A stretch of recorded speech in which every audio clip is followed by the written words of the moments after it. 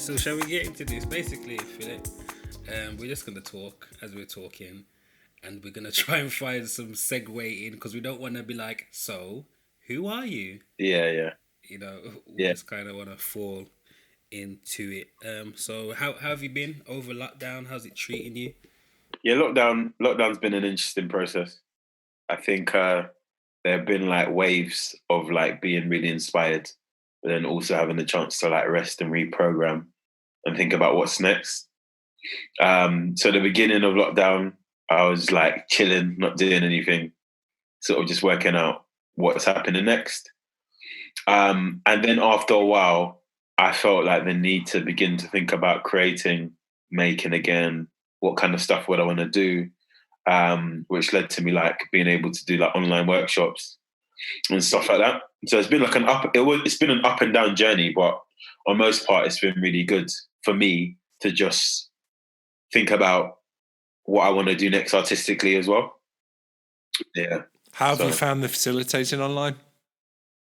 Facilitating online, I wasn't the biggest fan to begin with, but I think that as an alternative, there are actually quite interesting ways that you can use Zoom, especially when it comes to like breaking out into small groups, task setting, and like thinking about like artist development as well. You can do a lot of that kind of stuff over Zoom. So giving like participants the ownership to like create, develop their own work and stuff like that. It's not the same as being in person, but actually I've warmed to the idea a lot more because there were like big questions about whether we could still do what we do, but we can, but we just have to rethink about the form that it takes place of. So yeah, and the really bizarre thing is that I'm having to think about directing a show in two different ways just in case it gets cancelled. Exactly. And that's a nightmare. Exactly. Yeah. Yeah. I've been to a few play readings and stuff over Zoom, which have been really cool actually. But yeah, I think we now always have to, or for the next maybe few years or so, bear in mind both options. So do you think before, like pre-lockdown and where you are now, would you say that you're still a facilitator? Would you still say that I'm a director, or am I like a post-COVID director now, or like who are you in this moment now? Yeah, I would say right now, I'm a facilitator on most part, because work and shows are on pause. I'm leaning more towards facilitating, mediating discussions, looking at dramaturgy, stuff like that. So I'd say, Leigh, I'm like a post-COVID facilitator now, which is sort of back to my, as it stands, which is back to my like original roots before I even began directing. Yeah, and that's really interesting, and a really interesting segue to actually our training altogether, because we were fortunate enough to all train at the same institution as well. And I think one of the key things that we were all taught is that within applied work, the more varied your skill base can be, the more longevity you perhaps might have within your career because of the employment opportunities that I guess are open to you. So that switch that you speak of there, Philip, about constantly having to change in hats all of the time, is that something that when you first started applied work, or maybe even before then when you first attended university, is that something that you foresaw for yourself as developing all of these different skill bases and being a well-rounded practitioner, I guess?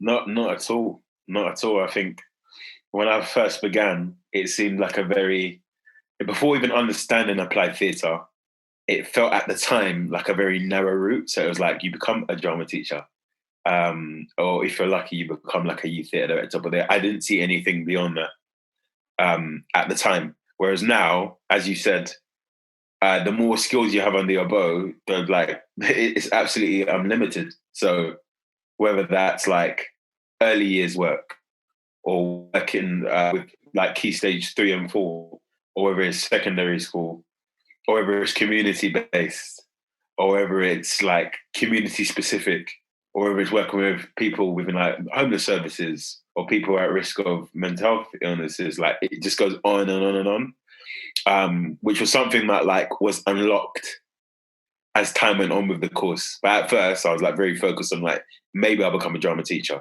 But actually once that spectrum was like understood, the rest is like sort of in history in terms of applying theatre to anything, which is the key thing that I understood. Because we was all able to train at the same institution, we learned a plethora of skills, and we, as Tom said, we was able to put on loads of different hats. Is there a piece of training that you received that you see as invaluable to where you are now in your career, where you will be in the future, and where you were at the start? Like something that you can see really transcending all the way through your career path. Yeah, I think when it came to like the theatre making aspect of like making theatre for young people, that like transcended into like facilitation work and all of that kind of stuff. So it was like the end of year one when we made Icarus. We performed it in front of young children, and then the second year when we did a tour of She, and then we had like post-theatre workshops. That's completely like lived with me. So like whenever I've made my work, I've always thought about the lasting legacy of there being a follow-up workshop or something that's rooted in some of the issues that are coming up, which is like never left to this day. And I think that that's something that has made our training invaluable, I think, in a way, is that because we were shown the correct way to not only, I wouldn't say the correct way, a certain way of working that not only created work in an organic way as a company, but also including participants within a creative process as well. But then to also then evaluate the work in which we've done and to make sure that our exit strategy with work that we committed to with participants was always carried out in an appropriate way. And I don't know whether that is always the case with all kind of facilitators, practitioners, or youth theatre leaders, especially not that I've come into contact that may have trained outside of a actual applied course, potentially. I don't know. What do you think, Philip? Yeah, I think what Hannah did so well was taught us the values of form and expanding from form into creating like facilitation content, which I've got friends who went to like other drama schools whose processes were really different. So it was just at facilitation level and not so much the theatre making level. Whereas I feel like we had the best of both worlds. So like the fundamentals of being able to like to really pull out like the rooted issues or topics and to make very specific work around whether it's one topic or whether it's a reflection of the whole piece is something which has still been like fundamental to the work that I make now. So I think Hannah's process with us was just really unique and bespoke. In comparison to others, I know like others, I've spoken to others who have like done the same course, and like theirs was like very extremely theory based. So when I was speaking about like the idea of like a project 1 and project 2, they were like, "Wow, that sounds really fun!" Like you're able to go away and make a bit of work and bring it back and tie it into like creating a show, and then like as you said, like thinking about like the legacy of that and what we're leaving behind for every like audience member. Like tools for teachers as well to take away with them.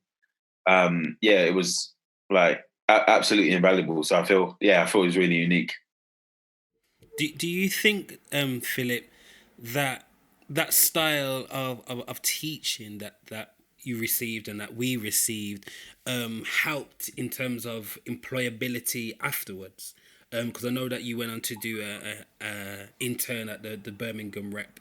Do you think it was those kind of qualities that distinguished yourself from other candidates potentially? I think so. I think the amount of experience that was offered to us during our time in the course like again was like unique in regarding like how many schools we visited, the spectrum of like children that we also visited. So working with like children with learning difficulties, working with secondary schools, working with schools that have like may have like a slightly bad reputation. Like we did all of that during our time. Whereas for another, it may be that they had like in their final year, they then finally delivered like a workshop. But we were making workshops from year one through to year three, and especially like as Tom touched on earlier in terms of like working as a company as well, like that, being able to build our own companies and understand like the business aspect as well, was like really vital. So I think that's what, if I'm honest, I think that's what made me more employable. What drew you to applied work, Philip? How come, especially with university, how come you decided to go in an applied direction? Was that something that you'd always kind of wanted to do, or? It was something that I was exploring, really. I wouldn't say I had a clear understanding on what applied theatre is. I just knew at the time that I enjoyed the thought of working with young people like me when I was younger. So because I wasn't that engaged in drama until a slightly later age, like the thought of maybe interesting someone in that was something that always appealed to me. So I completely thought at the time I wanted to be a drama teacher when I came to the course. And I thought that at the beginning, applied theatre would teach me the skill set needed to do that. But like that changed very quickly along the way. In what way? In what way did it change very quickly? Yeah, I think in terms of being restricted to just a school setting, the thought of that like slowly evaporated, because then I, once I understood in terms of like range and skill set and the kind of groups you can work with, I wanted to work with every group. So I wanted to work with young children. I wanted to work with community groups as well, rather than be confined to like a secondary school space. And also the thought of being a teacher, even though what we do to some aspect is teaching, just started to wear off. Like I didn't want to be called sir. I didn't want to be called Mr. So-and-so. I just wanted to be Philip, who comes in and literally applies theatre, like and finds an interesting way to help young people like learn about things, learn about the world, rather than it being like specific, like subject based. I wanted to like bring in some text from like Debbie Tucker Green of like Random and look at the fatality of like stabbings and how that affects families, rather than like go to some like contemporary or classical text. I wanted to do both. Whereas I don't know if school settings necessarily allow that, like based on their curriculum and stuff like that. For me, what you're describing there is the moment where I realised that I wasn't just a facilitator. I was now able to become an artist at the same time. Yeah. And that, for me, the marriage of I'm a theatre maker and a director, and I'm also a facilitator, for me, is where my practice has married to me actually almost becoming a participant within the creative process with each group that I work with. And I wonder where, after graduation, where was that kind of transformation for you? Where did you go after graduation? What? Yeah, so after graduating, I was immediately unemployed, which was a real kick in the teeth, because I definitely thought a lot was going to happen after graduating. I thought like the streets would be painted gold and there'll be loads of offers from like theatre companies and stuff like that. But I actually hit rock bottom in terms of like even confidence financially. But I did a bit of acting for a bit. I was involved in a tour, and then I didn't want to continue the tour. So then I went back to like job seeking, and then I heard about an internship. It was at the Rep and the Hippodrome. And so I remember at the time I was like in between the borders of like wanting to pursue acting only, but also like being aware that I also needed in my opinion, to make use of my degree, because we worked really hard, and I just didn't want that to sort of disappear because I'm like, wanting to be on like a main stage. So I remember seeing like education officer, and I was like, I don't know if I want to go back into sort of that world. But actually, if I didn't take that risk, and which I then continued like on that journey, I then understood the wider spectrum within institutions as well. So in my head, institutions were like, cool, you're only going to go into schools. But actually, it wasn't the case. Once I was an intern, they got me working with like homeless services, and then the opportunity to start like Lightpost came. So really, like, in terms of this transition, me going for a very like vulnerable state allowed me to then like rediscover my artistry. So then when like Lightpost started, I was able to reflect on my personal experience in terms of feeling low. So when people are coming in feeling low, whether it's a community group or whatnot, how can we use maybe some of that pain to make art and express ourselves? I would say that was sort of the transition. It was a very personal transition, which enabled me to like lean more into my artistry and like making up our own rules as well. So actually I took personal experiences, applied it with a bit of drama, and like was able to deliver workshops in a interesting way, in a bespoke way, and maybe a way that's not written in textbooks, but something that's effective. That sounds brilliant. How did working with Lightpost contrast to your work within the schools and say primary school education? I know you were talking about putting your life experience within Lightpost workshops, but was there a way of bringing Philip to the primary school education route? I think from an aspect of like energy, so like both require a lot of energy that's displayed. Whereas like with primary schools, you have to come in really setting the tone. And that's not even just from an aspect of like rules or anything like that. It's actually like the energy that you give will naturally allow the kids to raise up. So I found that I was probably, if anything, more playful with when working in primary schools. It was like the opportunity to show like the slightly lighter side, whereas with Lightpost, how I felt that they benefited from me being a bit sterner, actually. And in terms of like setting benchmarks, by the end of this month, we will achieve this. Whereas like with the younger children, it was more about us discovering it along the way. Was that the two projects there that were running simultaneously? Were they working together, Philip, at the time? You were running two different projects at the time. So what? And that was all part. So 3/4 of the way through the internship, they then turned it into a full-time job because we had secured funding to begin Lightpost. Right. Okay. Fantastic.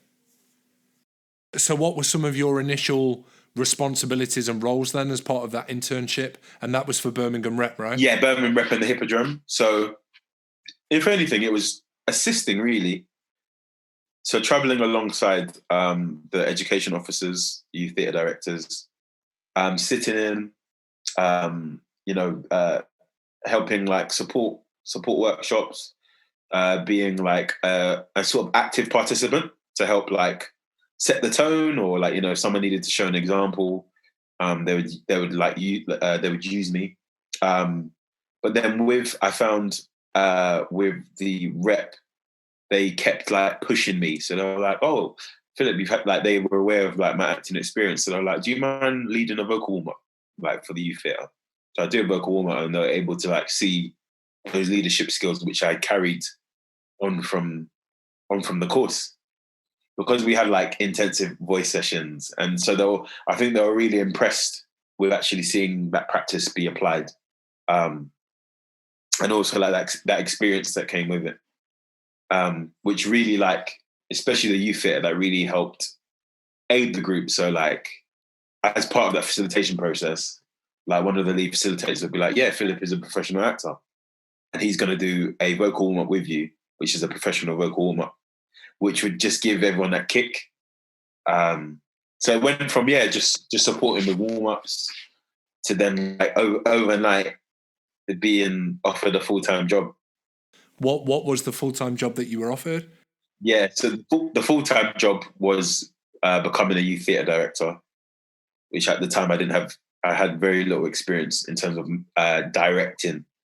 I was used to the theatre making, I was used to devising, but in terms of putting a show on, that was a very like brand new experience. So I remember like taking it upon myself to just watch as many shows as possible to understand the mechanics of what it takes to put on a show. So I didn't know anything about lighting, didn't know much about soundtracks. I had to literally just take it in my stride and just observe like really, really carefully. So what were the size groups that you were facilitating then as youth theatre director? Yeah, so groups of up to like 30 per group. Large ensemble cast, so that really helped me in terms of like devising work, being able to set group tasks, being able to build a story. So if it was like a 5-act play, I could split them literally into 5 groups. We have beginning, middle, end, and so forth. In terms of like distribution of lines, that also made it a lot easier because we would literally create the script in the room and I'd go, yeah, do you want taking that line? Do you want taking that line? So like just having a really even spread. And yeah, in terms of like an ensemble voice, we would like really capitalize on that opportunity. So how can so many people have a line together or tell this story at the same time? But it was always based on like something that like the young people cared about or wanted to say about the world, or like a reflection of history. And what age group was that, Philip, that you were working with? So yeah, there were two age groups. So the first age group were year 1. So that's in terms of age range, that's like 6 or 7. The second age group were 10 to 11. Yeah, 10 to 11. Big jump, very big jump. So like so in terms of, especially with the really younger ones, that was like me writing plays, essentially, which was really good, actually. That was a really good test to begin to activate that tool. Whereas with the older ones, it was like, we are making a play together. Give me a line that you think would be really good, building it up together. And what do you think as a youth theatre director and being the person that is effectively steering that ship, what do you think some of the fundamentals are as a youth theatre director when working with, let's say, a large ensemble cast? What do you think some of those fundamentals have been for you in your process that you still carry with you now? Yeah, I think setting expectations. So from the jump, so that they know what they're gearing towards, so that every session feels like we are making something for a reason.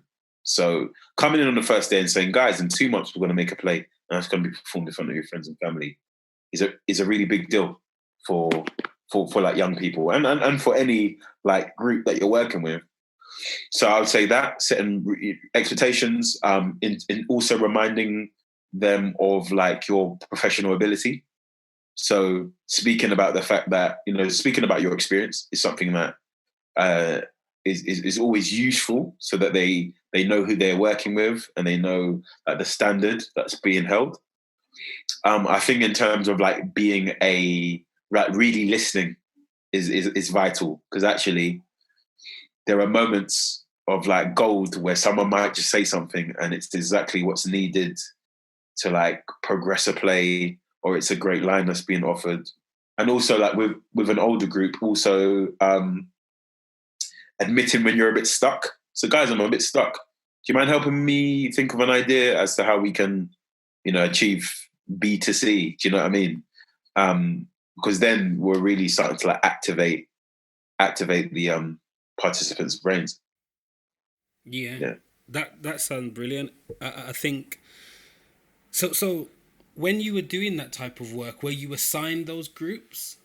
Yeah, I was assigned those groups. Yeah. Mm-hmm. But Lightpost, there was Lightpost, you weren't assigned a group, like you were told to kind of create. Is that and how did you kind of seek out your participants? Did you like knock on doors? I don't know. Did you text your Yeah, friends? What did you do to get the recruits in? literally all of the above. So knocking on doors, phone calls to organizations. I went to radio stations. I literally, you name it, I did it.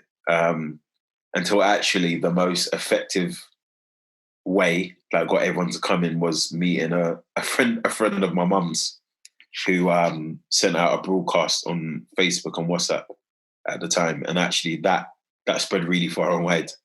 Yeah, which is like a much more like, sorry, yeah, which I'd say was a very unorthodox way of like at the time anyway. Now it's quite popular for there to be a broadcast on Twitter or something, but at that time there weren't that many broadcasts to say, right, there's a community production, come down. Do you know what I mean? It was quite.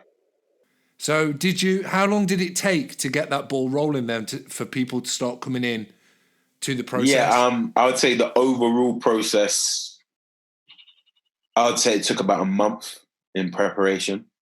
So the first 2 weeks was like the phone calls, knocking on door to door, where we were able to pinch a few like participants who then came to the taster workshop. But then the final 2 weeks, we needed a push. So then that's when I was like willing to check my own sources. So yeah, about a solid month of like day to day activity.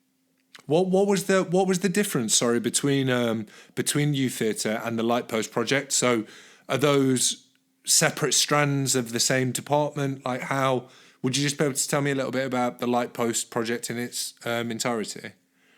Yeah. So Lightpost is a company which is still running, working with young black men between the ages of 16 to 25. It is considered to be a group that works with young black men potentially at risk of mental health issues. But because of statistics, that essentially confirms that nearly every black male is at risk, just as like every human being is potentially at risk. So it's a no black male theatre company, basically, in short. In terms of like the difference, it was seen as a community project at the time, which was like separate to the youth theatre. And like required a different amount of like attention and time. So I had a few assigned days just based on that, because it was like a big new pilot project as well. So it was meant to run for 2 years, and then that would have been the end of the project. But very early on, we decided to make it a company so that it lives beyond its assigned years, and it's doing that now. So mission accomplished. Yeah, and that sounds like it's going back to kind of the fundamentals of what you were talking about in terms of your training at university of, it's not just about the process, it's not just about the performance, it's not just about the exit strategy, it's also about the legacy, the longevity, how this is going to impact completely rather than just for the moment. So in speaking of impact, what do you think were some of the challenges faced when working with this new community group, on the brink of, as you say, a mental health in some cases? How did that vary to, the play that you were doing with the guys that were 6? Yeah, I think there are quite a few challenges. I think one was, how do you make a community group feel at home in a regional theatre that they're not familiar with? So that took a lot of time. How do you instill like a belief that there is like potentially a lifelong experience that they can build with theatre as well? We had guys some had never like ventured into it before. Some have maybe done drama like early on in school, but had never touched it since. So it was about trying to introduce the variety of forms that exist within theatre, and also other types of jobs as well. I think also in terms of in being really honest, like the promotion of community work for the regional theatre, like for the Rep, was a challenge as well. We were faced with a scenario where a show that was going to be in a rehearsal room was then moved to a performance space and like was sold out really quickly, which was a very like new experience for the Rep. So I think, just sort of community level meeting artistic level was like a challenge to break those stigmas so that the work is seen as like valuable and professional. So what were some of your methods of facilitation to achieve those things you're talking about, like a cohesiveness within the community in terms of them making them feel safe and wanted in the building? What were some of your methods So achieving that? one of the methods was like being really transparent, or as transparent as possible within like the realms of like safety. So it wasn't about telling them about a frustrating day, but it was about letting them become aware that we like really need to work hard to, especially when we were beginning to be noticed as a professional company. So that transparency was one. In terms of like setting responsibility, I didn't opt out of, encouraging them to like spread the word, tell people about Lightpost, sell tickets. Like if you take that responsibility, it's only going to like serve your community better and serve a wider audience better and serve the building better in them seeing you work hard and like raise the bar. So I'd say like transparency, responsibility, and also just like trying to open doors for opportunity. So like there were opportunities for them to do like work with other artists that like I knew and like we knew. There were opportunities to join the youth theatre if they wanted to for free. Whenever there was a job post or an actor's job, we'd post it to them for them to apply. And like on the previous thing that I said, in terms of them understanding there is a career in this industry. Like there is acting, there is marketing, there is set design, there is directing, to just try and really plug them into those things. At what level, Philip, did this strategic planning take place for these aims and objectives? Were all of those objectives for the project that you previously listed, are these reflections that you're now having on the project, or were these initial strategic goals for Lightpost as a project and its participants from the offset? I think the penny, a bit of both. I think the penny dropped quite early into when we were beginning. So a colleague of mine was like, "Oh, cool! This is kind of like having your own company." And then it was in that moment I was like, "Right, company." So if there's a company, if it's going to be a company, we need a strategy, which happened really quickly. Like it turned in my brain, it turned from a project to a company. Like again, sort of overnight. And I think, but also at the same time, in reflection, we were sort of working it out as we were going along. Because in terms of like interest, there was so much interest when people were just like told about Lightpost because it was so like unique and still is really unique. I was just going to ask, how did then the opportunities for, let's say, company members to then interview for particular job roles at the Rep or other creative roles that came up within your network, whose idea was it to then start offering these opportunities to participants? So was it something that was kind of organically building as you were moving, or was this something that strategically you'd come up with and thought, you know what, these participants, this is how we're going to make this bigger from the offset? I'd say a bit of both. So one thing that I used to encourage them is to just say, if there's something they're interested in, just say, whether you've got experience in it or not. So I was like, if anybody does want to do a bit of marketing work, just say. So it wasn't initially built into the funding then? Sorry, I think that's what I was trying to articulate there, is that with some funding bids, obviously they may say, we've applied for this, and within the bid, we're saying we're going to offer 3 internships or 3 employment opportunities for members of the company. That wasn't the case with this, no? Oh, no. Not when it was a pilot. When it was a pilot, no. It was just about there being weekly workshops and there being a sharing at the end of the second year, the second and first year. But in terms of once we got big lottery funding, that was when we started to strategize there being like, potential apprenticeships, and there being like a plug into the building. That's amazing. So with that then, and having the the foresight to kind of say, okay, now that you're in the building, let's see if you can make a home here in any type of way, marketing, lighting, etc. As Tom said, that wasn't initially in the original bid.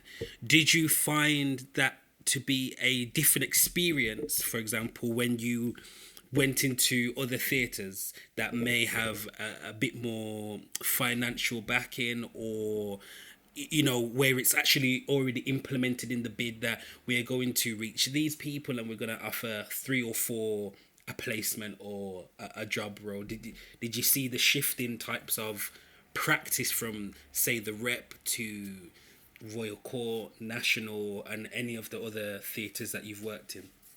I would say so. I feel that with I think the thought of that transition was quite new to the Rep at the time. Whereas I'm quite familiar that other theatres have like long strategic plans for some of their groups, as well as like short-term plans. So I would say they are like with the court, they have something called like young agitators, and their aim is to like grow them through the theatre. And like if there's a further attachment to writing, or if there's a further attachment to like the participation work, that's already sort of potentially set in stone for them if they want to. Whereas with Lightpost, it was like very much more of a discovery along the way, and then having conversations with the Rep.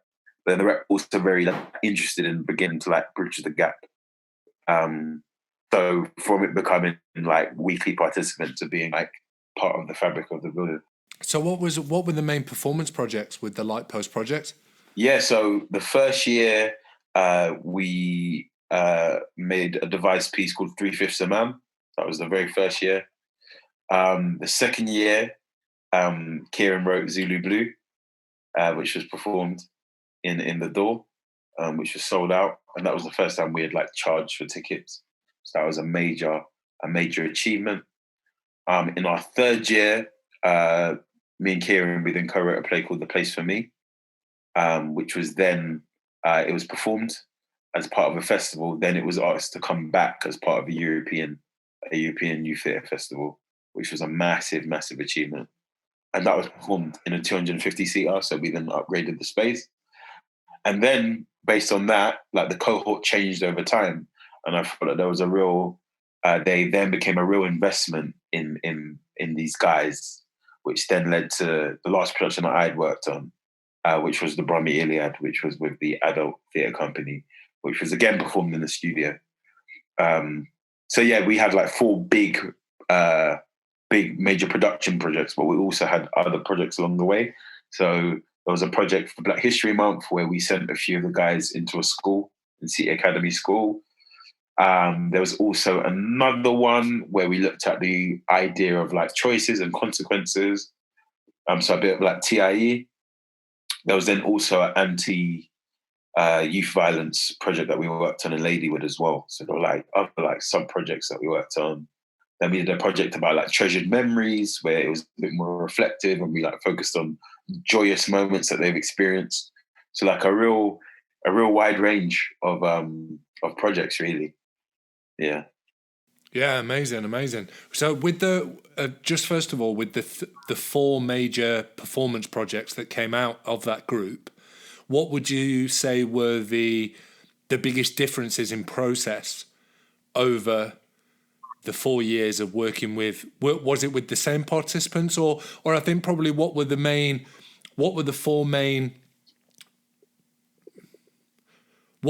differences in each creative process and each project? Yeah, I think that's a really good question. I think the cohort changed over the years. So some people stayed, some new blood came in. And I think in terms of where it began, it was a heavy reliance on devised skills, improvisation, techniques, and being able to like teach them the fundamentals of like building a story. Whereas over time, we had the transition of like they like vocalized that they wanted a script, that they felt really comfortable with devising, but I actually wanted to know the technical aspect of acting, like the fundamentals to acting. So they're like, cool, we can make theatre, and that's fun, but we also would like an artist to come in. So that's where in the second year, it was amazing for them, you know, for Keiren to write the play for them, and for them to just work with that rather than us going, guys, can you go away for a bit? Can you make a scene? We're going to set a few of these key themes and then bring it back, and we're going to try and weave it in, which was a really fun process. But they kept on wanting to challenge themselves further. So then by the third year, they were again like coasting on the idea of us telling very like bespoke stories as like young black theatre makers. Me and Keiren wrote a play together and gave them a play to reflect like our ancestors' like reality. So then in the fourth year, what was great was actually having a writer who's not our ethnicity at all, who's telling an old Greek tale. And it was just about them becoming storytellers. It wasn't about it being storytelling about like a black specific story.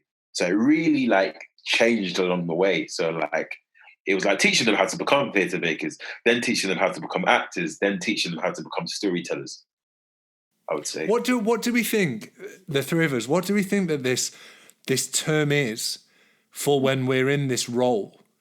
Because it would be really easy to say everything that you've just described there is that what we brand as an applied practitioner, somebody that takes on and encompasses all of these different roles? Because throughout that, you've described that you've both been the directors of the performance, you've both been the facilitators, you've acted as scriptwriters, you've acted as tutors, whether that's teaching acting or whether that's general skills working together as an ensemble. What do you see yourself as there, Philip, when you're working in that capacity? Two things. I would say a company director in terms of like setting a vision and finding the key fundamental tools to achieve those set goals. I would say like a company director. But I think that's a really good point.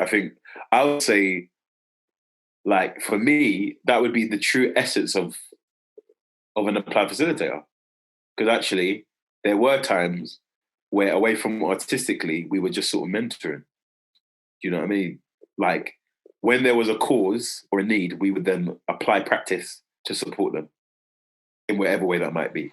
Theatre making, if someone's feeling a bit down, if there's like institutional racism happening, if they want to look at a story from like Black history, if they want to look at issues within the judicial system, we would find a way each week to like provide the needs.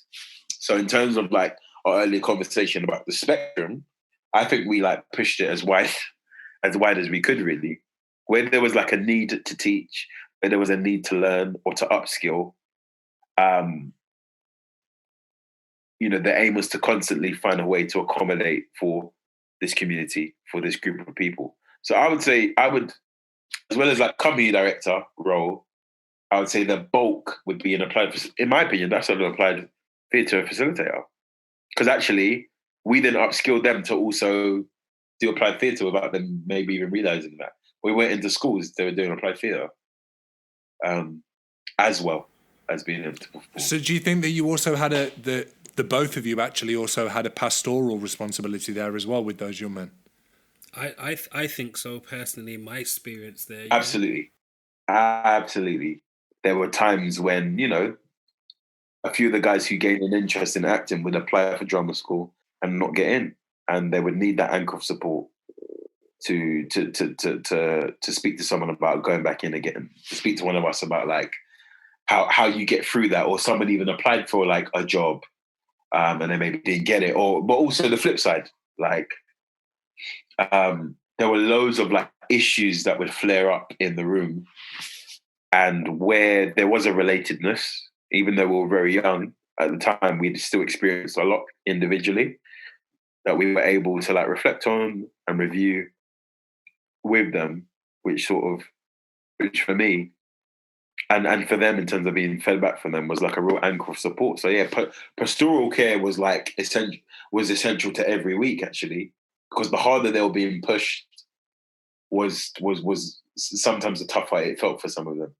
So even like taking notes, that was something that we had to be really careful with, but also equip them for the real world of like, yeah, if you want to be an actor, you're going to get some notes. And actually, we'd often say like, you know, we're being quite tame in comparison to other places, but it was always because the key reason for the group was building resilience. That was like a key fundamental thing. So that was like a massive target for us. And how did you go about handling some of those flare-ups?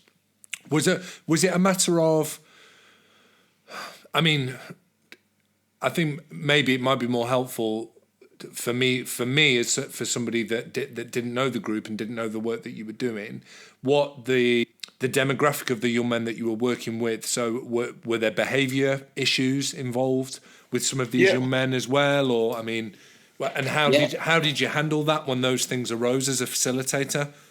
Yeah, so I that was the importance of check-ins. So we would have group check-ins, but we'd also have individual check-ins.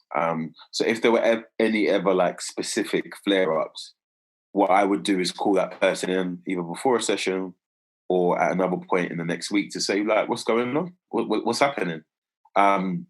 Which like from like facilitator to participant is something that I wonder if performers are as familiar with. Like when a performer comes in, they do their session, they go home. They do the session, they go home. They do the session, they go home, and then they have a show and they go home. Whereas in terms of someone actually checking in, how are you doing? What is going on? Why did this happen in the room? That was a constant thing. But also, we'd have moments where we just address it in front of everyone. If there were like multiple flare-ups, we would pause everything to everyone to sit down and we talk it through. And I think that, I think also that process was something that was very new to the group. Some facilitators might really opt out of that and feel uncomfortable with that. But because this was, again, about building resilience, about those skills to like communicate and to speak your mind and to express yourself, and if there's an issue in the room, to like hash it out and think about solutions. It was essential. Yeah. And what happens if that goes wrong? For you as a facilitator, in that, you know, if I know many times when you're in certain situations with vulnerable young people, and especially in my personal experience, vulnerable young men, and an argument arises that for figure of speech above my pay grade to resolve whilst I'm in that room, how do you handle that responsibility, and how do you go about handling those situations? What's the next line of support for you as a facilitator in order to make sure that suddenly what starts as an argument and a disagreement doesn't then turn into a shoving match and then somebody ultimately getting injured? Yeah. I mean, what was essential for us was like setting the tone. So we were really fortunate in that there was never like a physical bust up. Really fortunate of that. There were so many moments that it could have been like a close shave. But what we would do is remove those people from the room, tell them to sit down, hear both sides of the story, and then offer some thoughts back. Not necessarily a thought that's a solution, but it gives them the chance to just get off what they need. Because it's interesting with like conversation, because you often find in these moments there is a misunderstanding. Someone has misread maybe what someone has said, or someone has, you know, taken out their day on someone else. So that would be like the first point of call. If anything happened beyond that in terms of like protection of ourselves, there were always like safeguarding policies. So I was able to speak to my line manager if it ever was to like go above me. Yeah, like outside of like my pay grade, so to speak. But it was what was vital is that we also acknowledged, which is like a language that's not often used in these environments, was like we were a family. And actually, as a family, families have fallouts. And sometimes you might absolutely want to tear the head off your brother, your sister, you know. And so these moments will happen. And why is it happening? Because everyone's really charged and really like passionate about what we're doing. You know, this is all about the protection of the story. We all want to do it well, right? And in wanting to do it well, we can step on each other's toes. So that was always something that we referred to. Some of the argument, we're like, you know what? Yeah, okay, that's fine. But when you do leave this room, you will respect one another, and we're extremely, extremely firm with that. It may not work for every community group, but I think because we were also seen as like big brothers in the room, the respect was there. And actually, it got to a point where they really didn't want to disappoint us, which was very interesting as well, because I found that synergy between that and when you work in a primary school. Once they're like invested in you as a facilitator, the thought of letting you down is a real shame for the group. So Philip, do you think that you as Philip Morris brought yourself to that? I know you said you brought yourself to it, but how much did you bring of yourself? How much was it Philip Morris, the facilitator, the applied theatre director, or was there ever moments of I'm just Philip Morris in this moment? And you talked a bit earlier about that transparency, but how does that transparency kind of vary from working with year ones to, you know, Lightpost, to the work that you've done over at the National, for example? I think it's definitely a bit of me in all of it. I would say, but I would say there are like different percentages. So I feel like what was very interesting was, like, as a facilitator, as a fellow black male in that room, I'd be honest and say that room was the most comfortable that I was in. You know what I mean? When delivering Lightpost work. So that was probably at the highest percentage. Whereas, like, you know, I've also got, like, there's so many like facets to my personality. When I'm with young people, they really get like the goofy side of me. Like, and actually because I'm being like boisterous and being a bit fun, they really respect that. Because one thing for me is, like, I always want to acknowledge the fact that I am teaching, but I'm also not your teacher. I'm not your teacher. I'm someone coming, and I have, in my mind anyway, I have a slightly different way of working. And I'm really invested in what you want to say, which is also like very much part of me. I'm someone who, whether it's friends, family, I want to listen. I want to listen, and I want to absorb the information, and I want to do my best to help tell your story. And then with the little ones, yeah, I would say it's the same. Like, the more that, but I would say there's less of me. That's more like teacher. Like, that is where I do concede to, like, the aspect of teaching. Like, I'm coming as a much taller person, a much taller figure in presence, which can naturally, like, Tom, you're very tall. That can be extremely intimidating for, like, really small children. Do you know what I mean? So the balance between, like, those worlds are really important. But and even like with the National Theatre, I found that the more that I was being, in that case, now that was slightly different, the more I became more true to myself, was the better that role was, and the better that I was as a facilitator. Whereas there was moments where I was slightly overcompensating because it was a National Theatre, but actually I wasn't doing, for a bit, what I do best, which is, like, try and bring joy to a room, try and make people laugh, try and make people think. I think so. So was it within the 4th year of the Lightpost Project that your relationship with the National Theatre then began? Was that your first interaction and your way in to the National Theatre?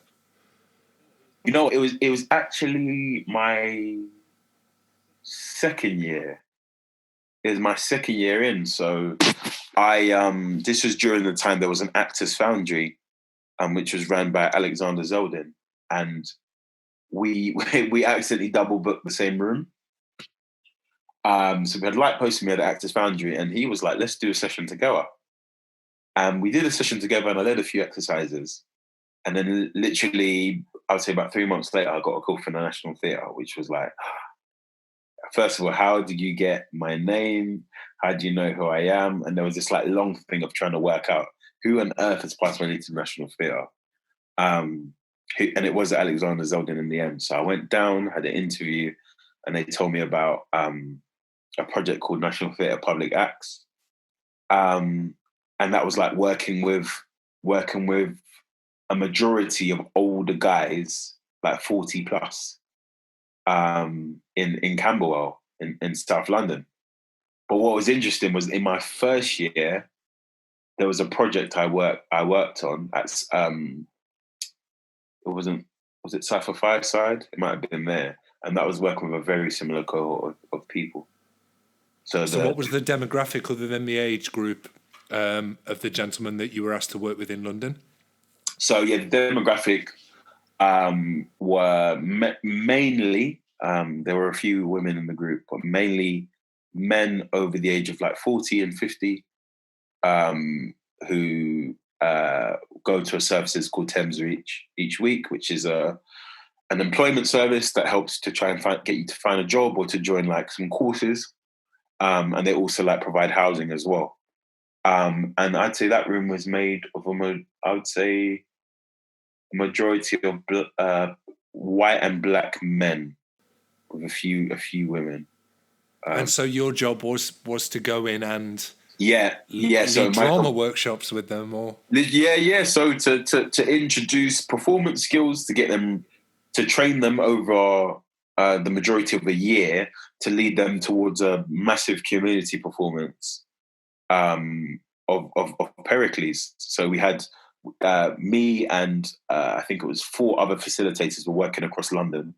So my hub was South London, so I worked in North, East, West to help upskill them in terms of performance skills, to then introduce the story of Pericles, so that when it came to the community production, they were ready and tooled up to perform.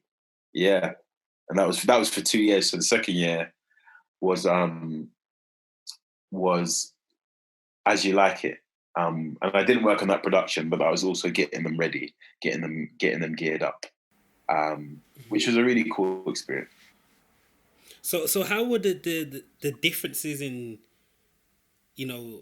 with working with those participants? You've just come from working with very energetic 16, 17, 18-year-olds, now to not necessarily lack of energy, but to a more mature, more rooted group that may not be up for playing the run-around games like the year ones.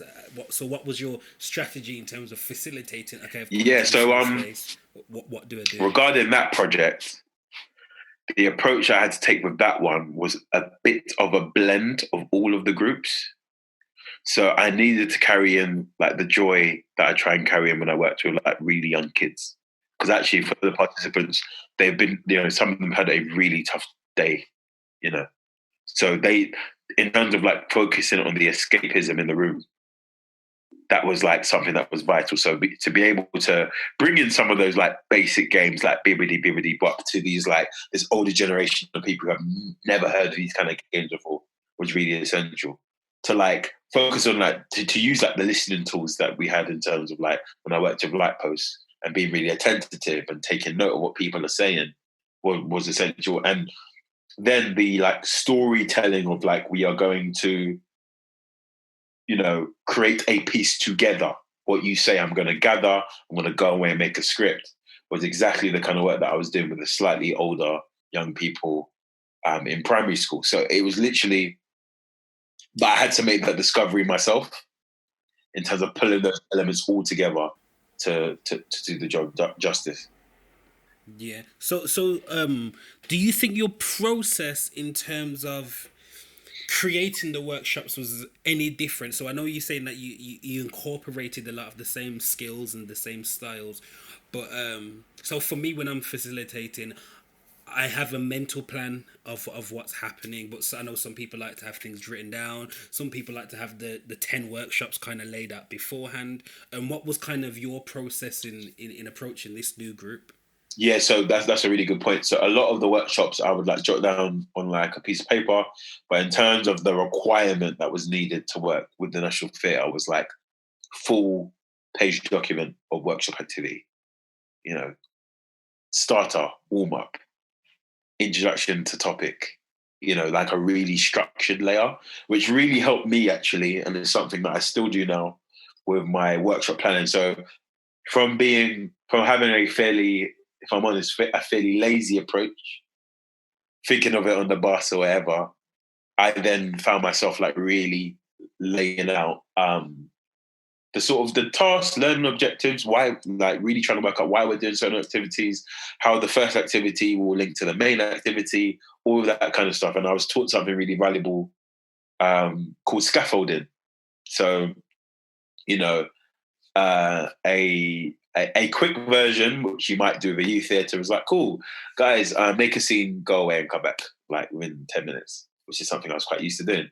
Whereas this one, it was like, we need to set A to B to C to end up with D. Do you know what I mean? So it's like, cool, I want you guys to each think of 2 lines.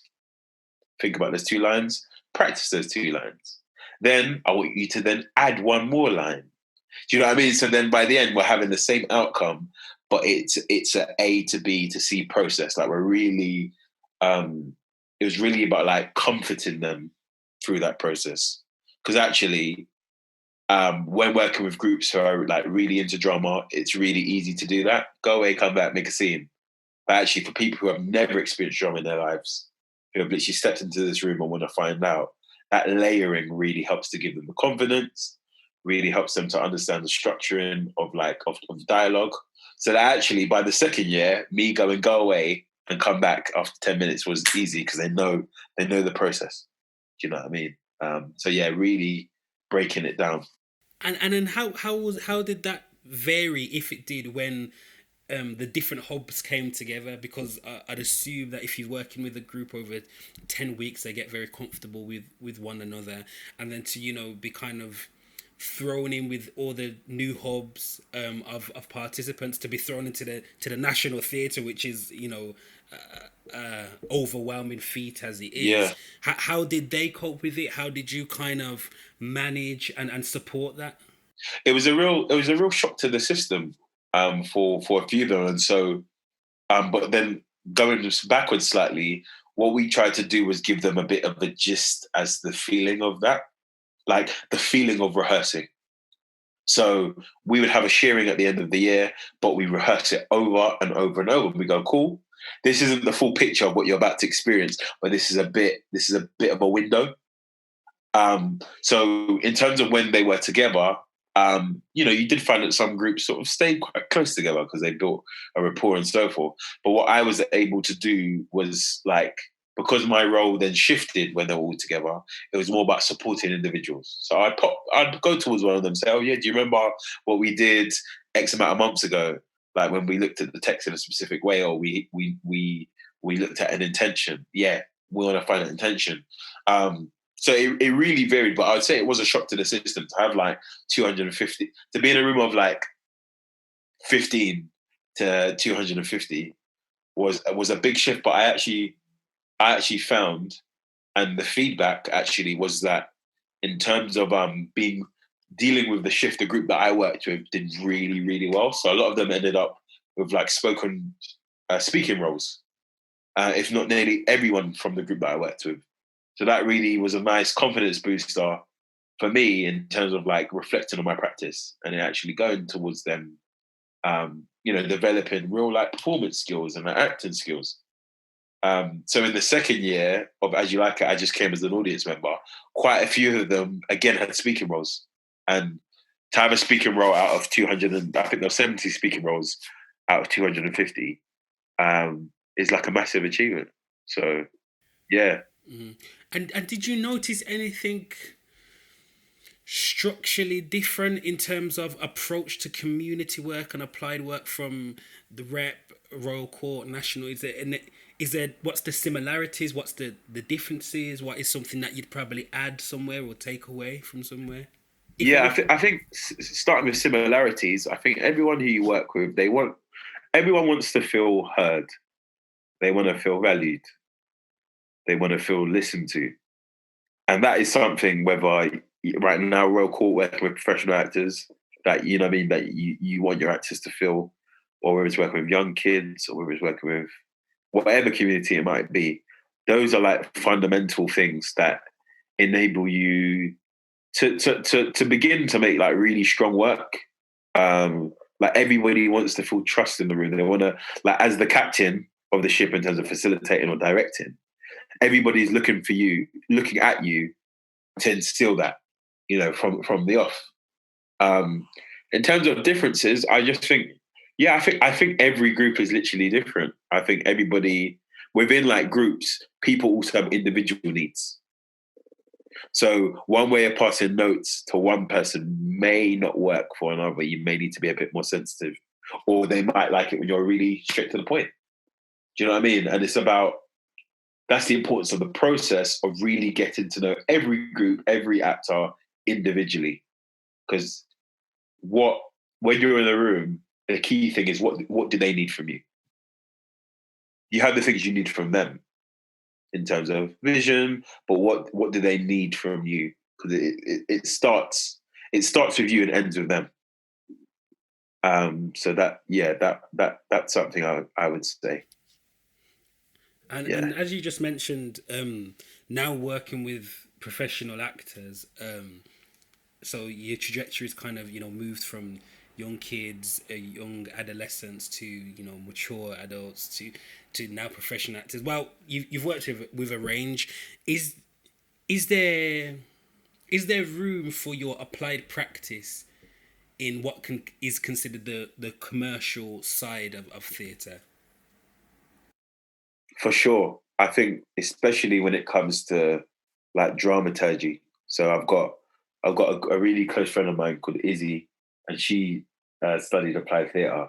And when she works with writers, she goes to the drawing board of like putting out like cards and like finding a game and a way to like find out more about these characters and stuff like that, which is essentially applied theatre practice. So the same for me. Like when I'm working with like a writer or an actor, you still, like a group of actors, you still will end up playing like a Zip Zap Boy. You still will end up playing Splat, you know what I mean, to get their brain going. But then even in terms of like whether it's like intentions, wants and needs, objectives, like these are things that you will still, that process you will still go through with like a group of like a year 10 group doing the GCSEs, like GCSE drama. Do you know what I mean? So like, yeah, it's always, there's always a bit of applied theatre in everything, I feel, practice wise. Yeah. Like, yeah, whether a game, an activity, or a warm up, or like whether it's a devised process. So like when I'm with actors, I like to like play and like play with their choices and help to build like character arcs. So if we've got a description of a character, I would love to find out, though it's not written in the text, I would say like, yeah, let's think about, this character's childhood. Let's think about the kind of environment they grew up in. And this is us building it together. It's very much like applied theatre practice for me. Yeah, what you're describing there, Philip, sounds like you've got a real sense of actually what makes you as a director when working with professional actors, so to speak, are your communication skills and being able to really understand the needs of the people that you're working with and hold an open dialogue in order to achieve your set goal.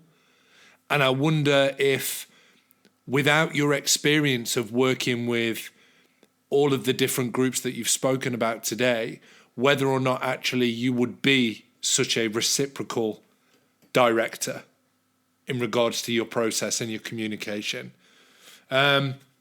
When you're working with your professional companies now, I mean, so where are you based now? Where is it that you're currently working at the moment? Was the National Theatre Project the last thing that you previously worked on? Yeah, so the National Theatre Project completed its run last year. So I was previously working on that for 2 years. I've since worked at the Young Vic, so I directed a showcase in January of this year, and during that time to now, I'm based permanently full time at the Royal Court Theatre, whilst also working with Company 3 as a project associate. So that's a youth theatre in Islington. So I'm still connected to my like youth theatre roots, but also at the Royal Court. Yeah. And what is the position at the Royal Court? What are you working on at the moment over there? Yeah, so my role at the Royal Court is that I'm a trainee director. So before COVID, that meant working alongside directors as an assistant director to support them on their like, artistic vision and creating pieces. That also means me working closely with the literary department, working with participation as well.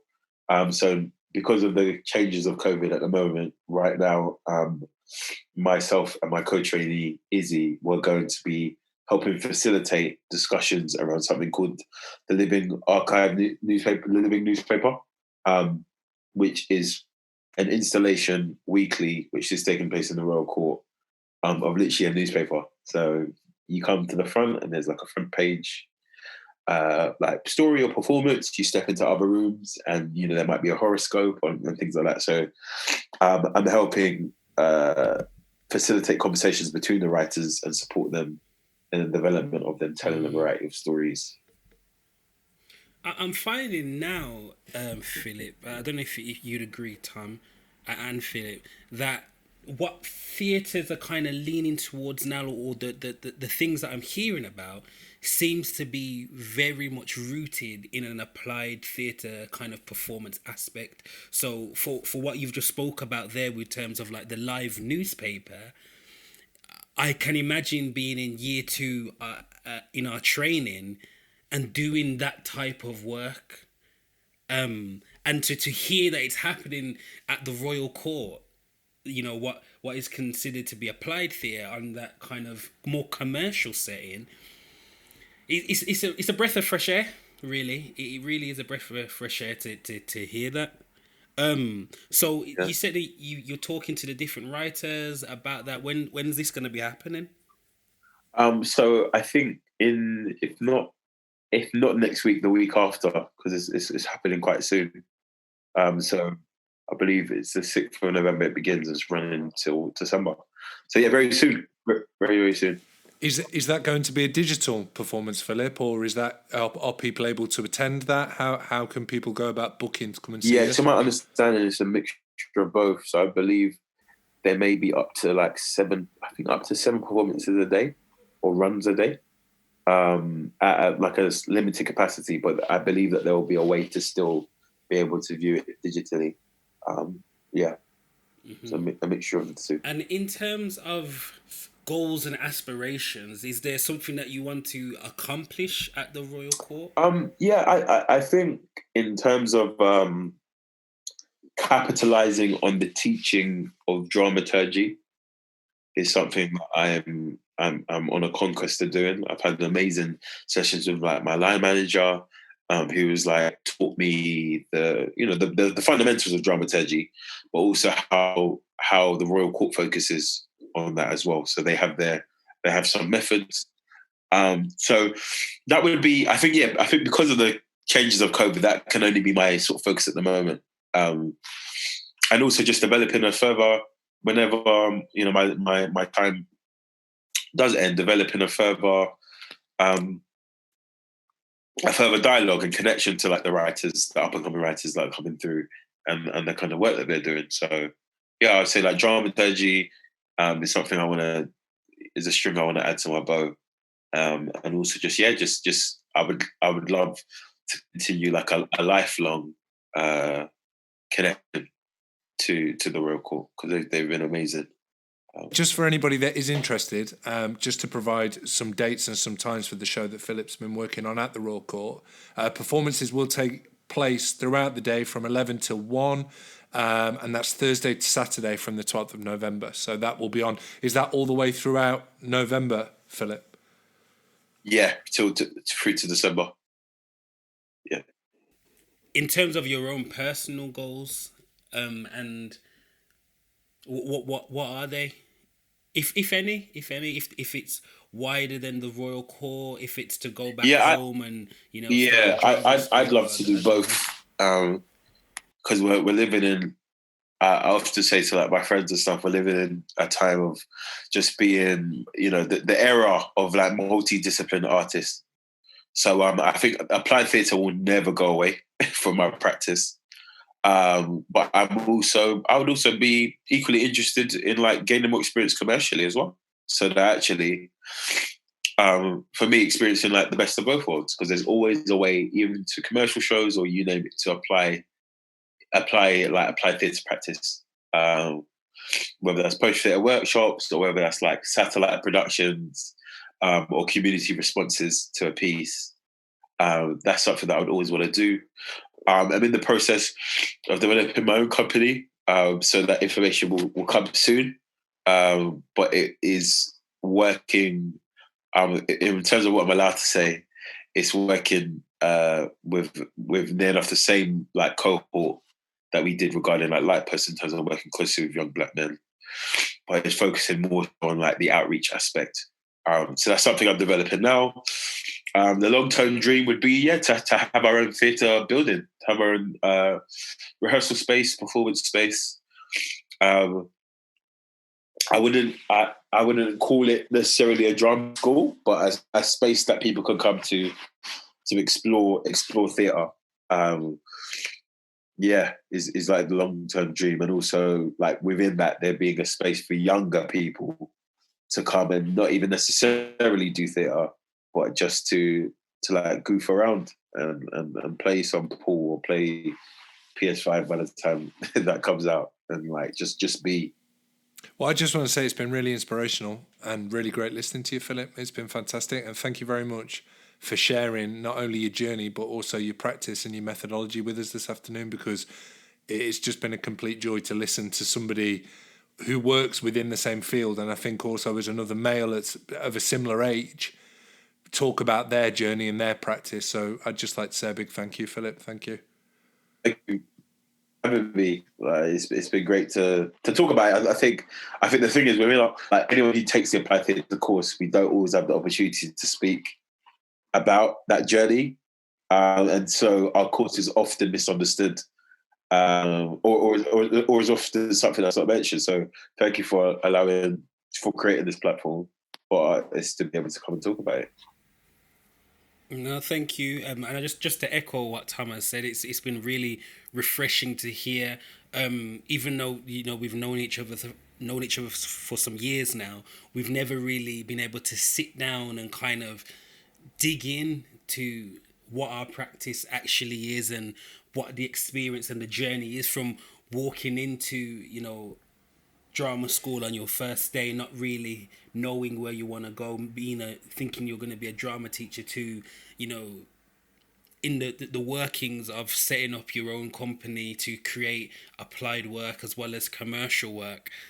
I think it's really inspiring. Again, as you said, it just shows the trajectory of where this course can take you, because fundamentally all those foundational skills were learned in those 3 years in that BA course.